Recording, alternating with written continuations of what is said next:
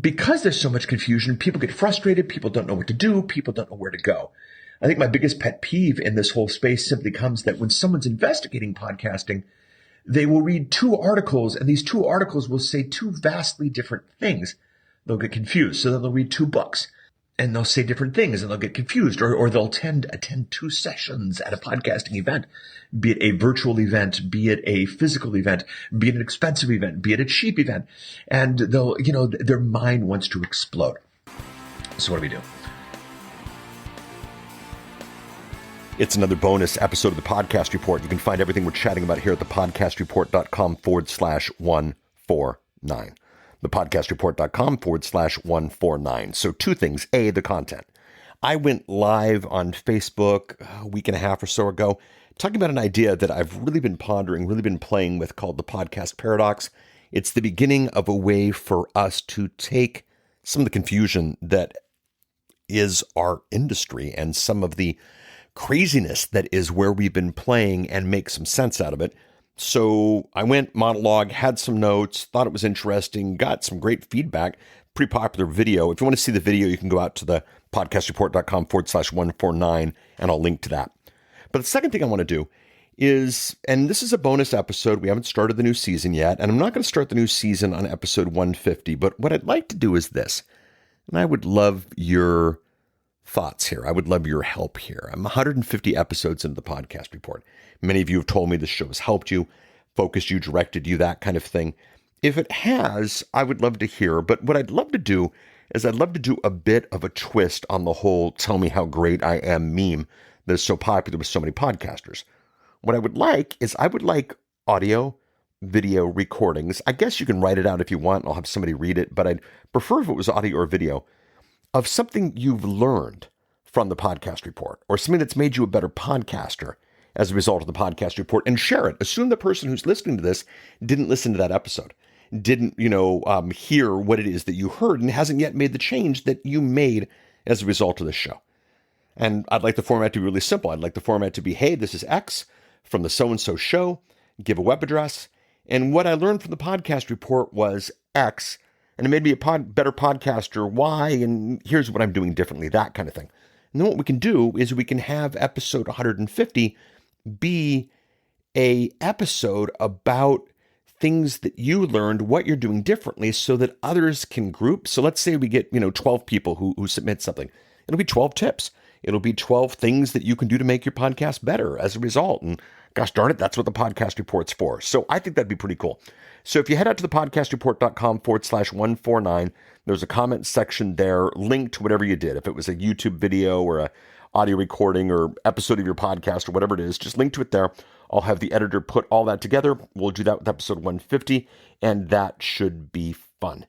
So let's get to the audio from my Facebook Live recording.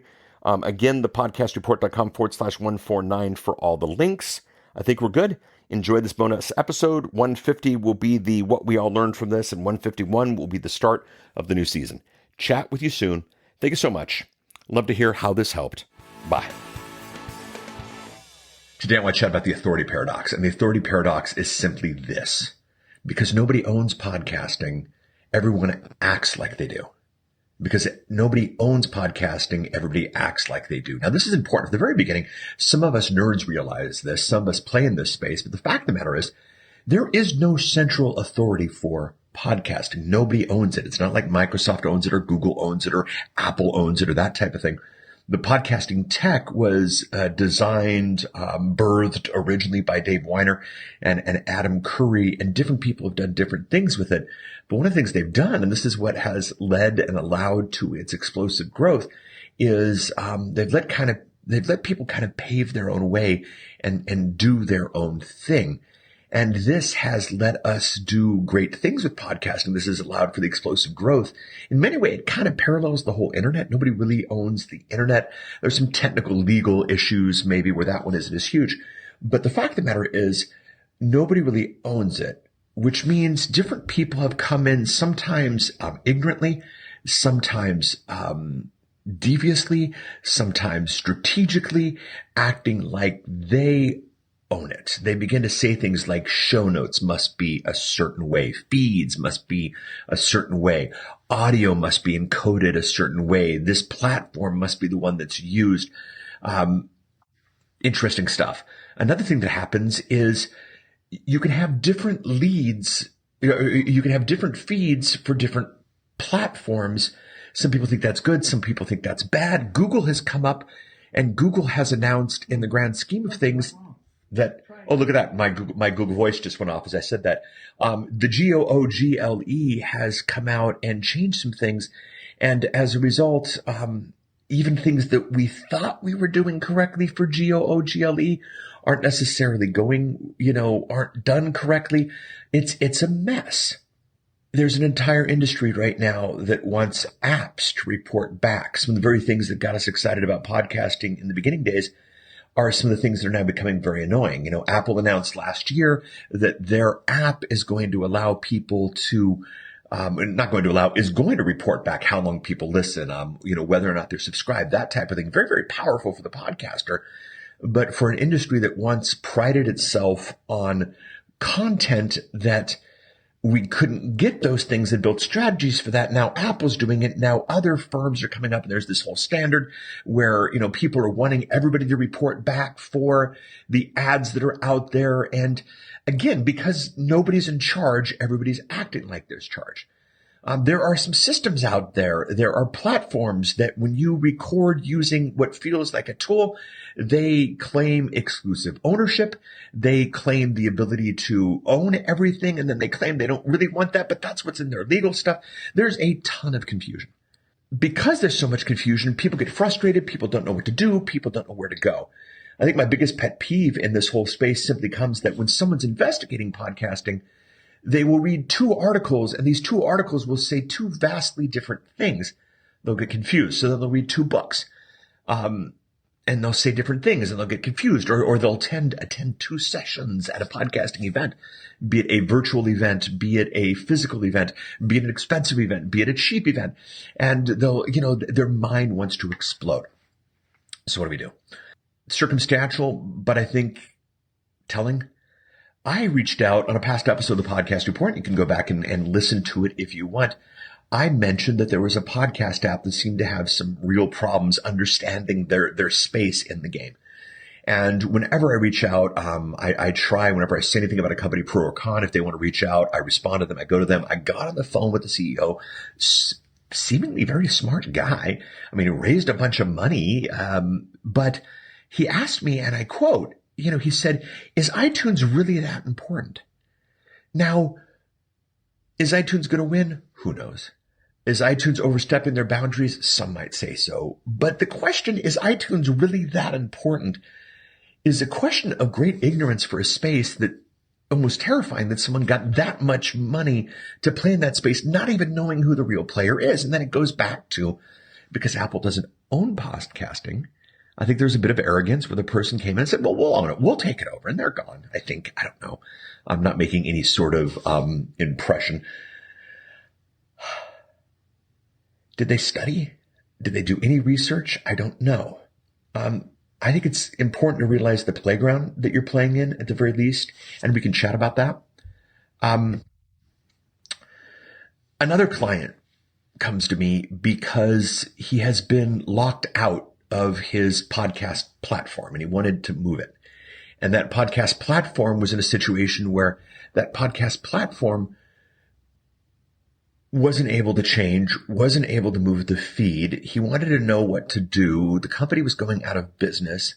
They were giving him reporting that I really believe was the best reporting they could give him, but they were giving him numbers that weren't real because they weren't really following standards for podcast downloads. It was one of these companies who kind of jumped on the podcast bandwagon and provided something. And so they're telling this guy he's a great hit.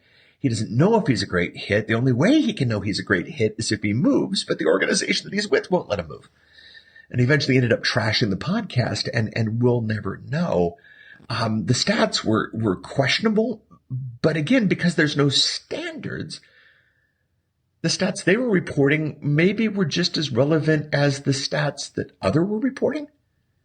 Something to think about. So we have this situation where nobody owns it. Everybody acts like they do. Lots of stories. Let's chat about the bad. Let's chat about the good. Let's chat about the take home. And I'm going bad, good because, we'll start with the bad and then I want to get to the good stuff because there is some really good stuff here. The bad about here is because there is no authority. There are a lot of rogues in the podcasting space. There are a lot of rogues. There are people who are doing things that are doing you damage, that are doing the industry damage. Some are doing it intentionally. Some are doing it unintentionally. Some are doing it as an indirect result of what they're doing. And we've got a big mess. And that has to be fixed. And that has to be understood. I had a client who had a fantastic launch. He went on a show with someone with great authority, at least by many people in the industry. He told them what he did. The host, my client, told him what he did. The host told him what he did wrong. My client actually did a really good job of defending me and didn't even call me out by name in case it went bad. It was a really interesting situation. And then the host of the show said, maybe. And realized maybe there was some logic there. And it was a really interesting experience to consume this episode. But at the end, what happened was this host went back to preaching this wrong stuff. And again, because I am no more an owner of this than he is, we have this mess out there. So the bad, no authority, a lot of rogues, intentionally, unintentionally, purposely, unpurposefully, whatever the right term is. But the good to this, and this is important, the good to this, and this is massive, we have an awesome chance in podcasting to pave our own way. Yeah, the microphone that I'm using to record this live stream on Facebook that will eventually become an episode of the podcast report. There are many gurus who will tell me I'm doing it wrong. Don't care. I'm paving my own way here. There are many who have said that a certain way is wrong or a certain way isn't right or truly isn't podcasting or that kind of thing. In the meantime, because I got up early this morning, I'm able to get an extra episode out, serve my audience a little bit better, begin to create some content for a larger project. There's very little in place that can prove you wrong if you pave your own way in podcasting. And I want you to do that. And I think everybody should do that. The take home here, and this is key, is you own podcasting as much as anyone else does. So claim your ownership of it and make it work for you and your organization. If someone tells you something is law, something is true, examine it, see if it works, see if it makes sense for what you're doing. If it does work, if it does make sense for what you're doing, go ahead, great, do it. If you need to do something different, go ahead and do that as well. You own it, make your mark, claim your ownership. The one strategy that I'd really play with this is just simply do strategically and intelligently play nice with the big boys. I spoke earlier to the person who said, does iTunes really matter? Yes, iTunes really matters, at least right now at this time. And if you make your mark while playing strategically with others, you'll get in a really interesting combination that will do really well for you. So yes, everybody acts like they own it. Nobody does, but you got as much right as anybody else. So I want you to do great things with it. Embrace the stuff that works for you. Ignore the stuff that doesn't. Play nice with the big boys, and you will go far in podcasting. Thank you so much. We'll chat again. Bye.